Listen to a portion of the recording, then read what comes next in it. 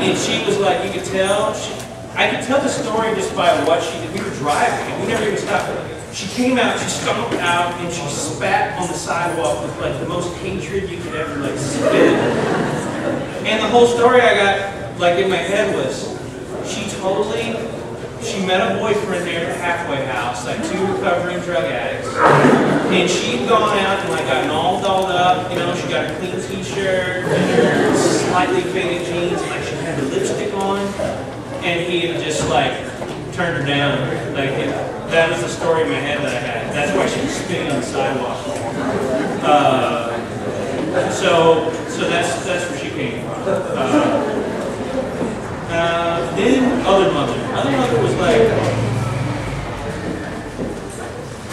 that was, I don't think there were more drawings done for any other character than Other Mother in this film. And I don't think anyone's, I think the final ended up being, was it Chris based on Christmas? And David Bard came in and did some stuff in the sculpture. So this was, in a couple of weeks, I looked at nothing but like corpses and like people with anorexia, and this is Henry, he's like, look at that supermodel with like anorexia. And so I looked at like a belladonna flower for this is kind of an idea that I had.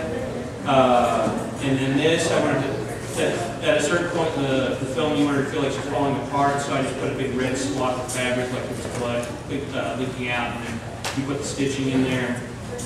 Then parts of her that looked like part of her hair was burned off. This is her getting tied by the cat and just loose stuff. And we had this idea, we were talking about doing is like taking the first phase of Other Mother, and then she's coming out of the darkness, and it looks like you're seeing that sweet face, and as she comes out, you pull out, and it's just like a theater mask, and she pulls it off, and then she starts to grow. And Henry loved it so much, and he didn't use it. This is another version of Other Mother. One of the hands, some rough drawings of the hands for Other Mother, like extra joints in it, based on some of the stuff that Dan had done here. Then we started doing like photo collage stuff, so I just took like a jellyfish and tried to make it into a gown, and then splice it with another gown and then just drew over it. This is all the stuff that's like typically on anything I've worked on, I've never done things like this. It's been like, really want to look like Leonardo DiCaprio, and really want to see the veins and skin, and we want to, you know, that kind of thing. And it's been crazy and scary. Some more rough head sketches. This is the point when Henry wanted to look like a supermodel, and we were looking at a lot of stuff like Aiko's costume design from her theatrical productions, Dracula. At one point, Henry wanted to look like, he wanted exactly Dracula's gown from Coppola's Dracula. And we're like, dude, people are going to get upset. I don't care. I want that exactly. So, you know, okay, we'll give it a shot. I didn't bring those. The hand with the chocolate beetle, and then just trying to be really creepy. I was looking at, Mike Trail was like, look at like Budo. Japanese theater, really like creepy stuff, modern dance kind of stuff. So did that. And the last stuff here is, again, like Shane and I got launched on the Scotty Dogs on the same day, so we both did our pass on it. And Kent kind of, what's great about great sculptors is they start the design and they start to kind of go on their own. He actually made one that looked like him. He did. Kent Nelson is also a designer. He's not just a sculptor. That's the difference. Like, he's brilliant. His problem-solving skills are beyond any other sculptor in the world. It's incredible. And he had Scotty Dogs too, and he was so excited to hear the Scotty Dogs. But yeah. So then I did the back line, and which is pretty rad in the movie. I gave him red button eyes. And here's a rat that I did. And then here's Kent's sculpt of the Scotty Dog, where she gave him a little vampire bat nose. Again, like a detail, the kind of stuff that as other artists plus it as you go down the line. Which is what I love about working in animation. It's just like everybody, you know, going from like what Dan had done and what Shane had do, and Andy, Chris, and John, just seeing all the artwork hanging up and getting really psyched when they come in the morning was, and then, you know, having People like Henry and Mike, and we had guys like Mike Renee and Charlie Daniels, model builders, sculptors. Just the crew on this, I've never worked with a crew that was so loaded with talent. And so that was, I think it made everybody's work better. So that's all I got to say for now.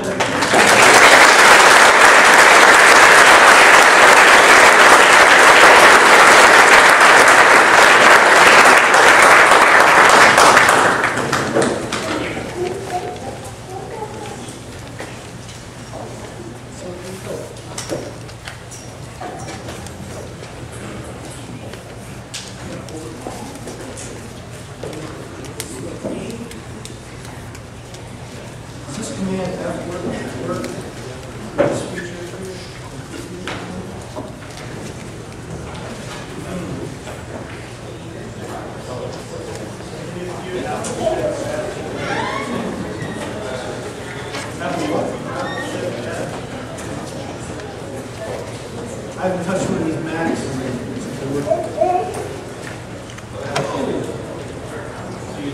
Do it. Ladies and gentlemen, Andy Schuhler.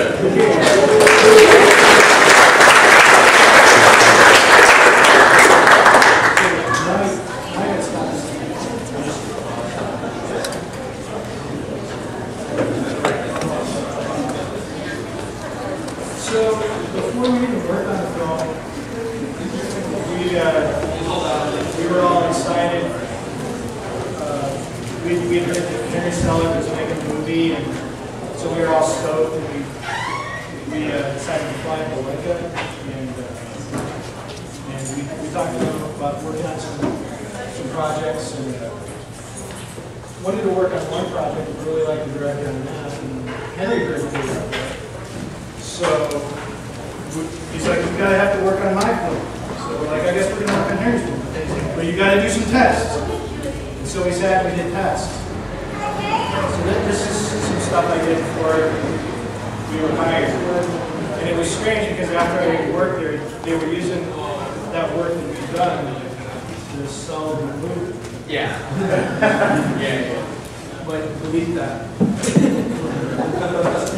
It's a slide. Yes, it's It's a live feed that Henry's iPod. So we read the book, and here it's kind of. I was really excited to work on a puppet film in any way, character design, biz dev, or anything. So I just kind of started doing story beats based on what was in the book. So this one I did. It was kind of a creepy moment where we see the mother standing hungrily behind Coraline after she makes her some nice chicken. And right when she delivers the chicken, I think Shannon designed this little rooster oven mitt. And I thought that looked kind of goofy along with the chicken. I think Dan had so many funny ideas. I had never seen most of that stuff. We could have used that. Yeah, I think as soon as Dan would do something, Henry would just file it away for some other movie. File it away on our desks. Yeah. So, you know, it's also strange when you work with Henry, if he's kind of sees that you produce something, he'll fully kind of exploit you. And so when we were in crunch time, I was like trying to figure out what in a good way. we were in crunch time, and I said, we've had a bunch of skull helmets painted, no one's getting it. You can draw that evil skull. And I'm like, okay, Henry, I'll try. So I did this one. It's like, I'm painting on a helmet. Okay, I'm going to need 10 of those.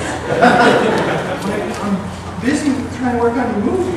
So I was like, outsource to India.